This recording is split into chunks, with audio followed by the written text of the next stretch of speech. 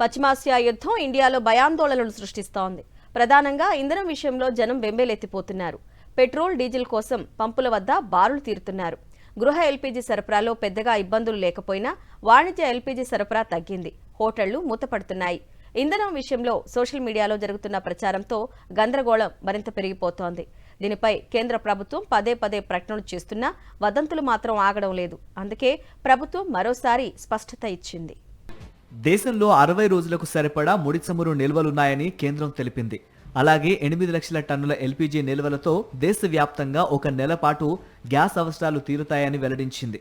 అందువల్ల ప్రజలు ఎలాంటి ఆందోళనకు గురి కావాల్సిన అవసరం లేదని భరోసా ఇచ్చింది. పెట్రోల్, డీజిల్, ఎల్పీజీ కొరత ఎక్కడా లేదని స్పష్టం చేసింది. దేశవ్యాప్తంగా అన్ని పెట్రోల్ పంపుల్లో తగినంత నిల్వలున్నాయని తెలిపింది.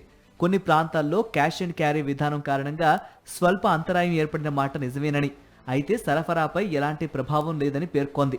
ప్రపంచ పరిస్థితులు ఎలా ఉన్నా భారతదేశంలో ప్రతి పౌరుడికి ఇంధనం సరఫరా చేయగల సామర్థ్యం ఉందని కేంద్రం వెల్లడించింది.